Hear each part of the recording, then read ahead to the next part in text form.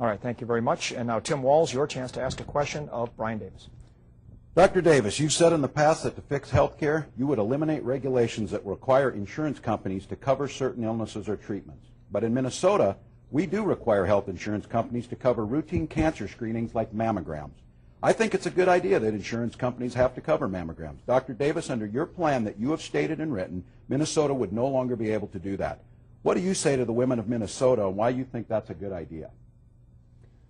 Tim, I have to reject the premise of your question. I just merely identified that because Minnesota has more requirements actually than any other state, Maryland is second, that does help drive up some of the cost of health insurance. That doesn't mean that any of the individual programs that the state of Minnesota requires are bad ones. Of course I support mandatory mammograms for insurance companies. That's an obvious thing. Mammograms have been proven to reduce breast cancer. It's absolutely something that is great that it is covered by insurance companies. So, no, I reject how you phrased your question. You have inaccurate answers. Mr. Walz, you have 30 seconds to respond. Well, you can reject it. It doesn't change the fact that it's true. That's exactly what you stated, and that's exactly what would be at mine. The government doesn't need to be involved in that, and I say this when I heard Dr. Davis say they drive up costs. That mammogram for my sister who's going through cancer treatment right now is the difference between life and death. It was the difference between her spending this Christmas with her young kid and not being able to. So this idea of saying this and stating it and staying to it, you want more free market in this, you want to drive down costs. These are human beings. Decisions in Washington deal human beings. Same as the war. The Iraqis aren't going to decide about our human beings who go there. All right, Mr. Michelson, you can ask a question of Brian Davis.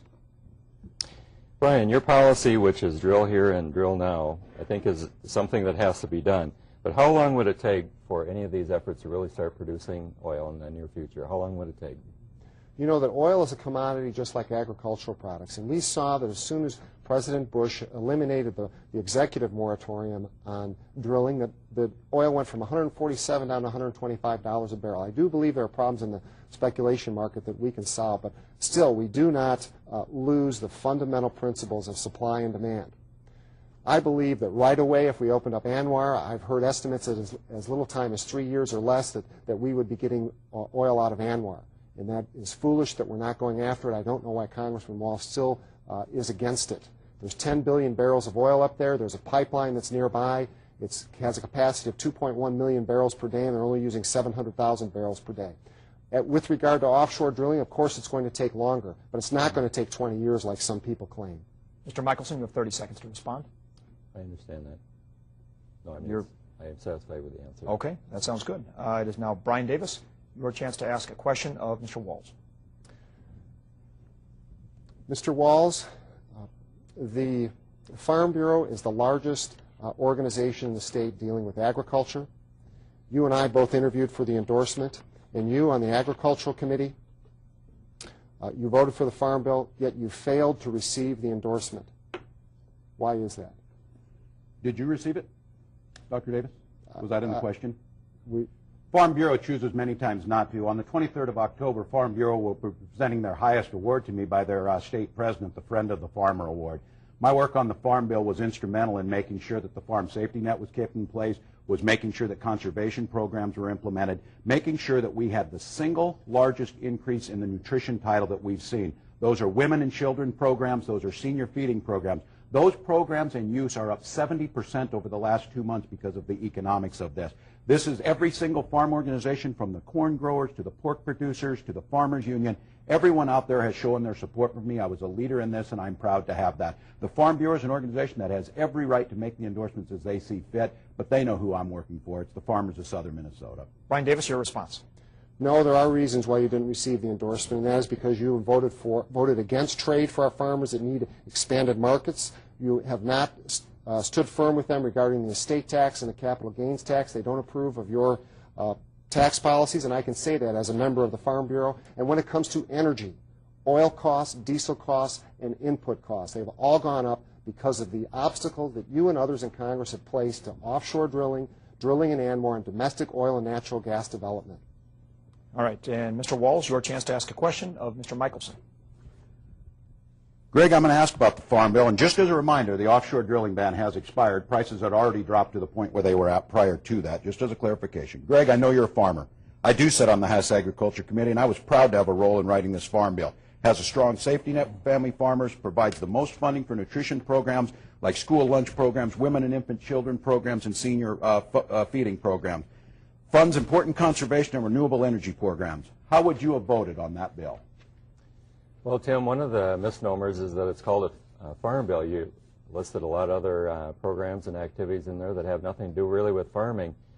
As a farmer, I would like to see the farm bill continued, but the only reason we really need it is when embargoes are put into place and trade distorting market influencing decisions are made that adversely affect farmers. I'm concerned that our national debt is out of control and we need to be cutting spending in all areas, and to me that means the farm bill too, that we need to wean farmers off of this program, and I would like to see it eliminated. I would have voted against it. Mr. Walz, 30 seconds. Well, Greg, this bill was totally paid for. The things I vote on are and I vote by budgeting that says if we're going to spend any of your money, it's going to be offset and paid for in one way. The farm bill was. Because of the great production of our farmers in southern Minnesota, much of the payments are never made. 74% of it is in the nutrition titles, and something that comes up on this, a congresswoman from New York said, Tim, why is it that much of this money on the commodities goes to southern Minnesota? And I said, Congresswoman, you have no farmers in Brooklyn, but we help feed you. This is how a nation works. It's the grand compromise of making sure that for one thing in this country, nobody goes to bed hungry. All right, thank you for that. And Mr. Michelson, your chance to ask a question of Mr. Walz. Mr. Walz, in respect to our financial problems in America, many people have forewarned us about potential problems. Do you, your party, or Congress accept any responsibility for these problems? Well, I think we all accept responsibility for this. I think on personal responsibility, this nation has the lowest saving rate of any nation in the world. We had people borrowing money that should not have been borrowing. We had people loaning money that shouldn't have been loaning money. We had people packaging those up and selling them to others. I myself go by, it's called pay-go budgeting. I will not vote for anything unless it's in there, unless it's emergency spending on the war.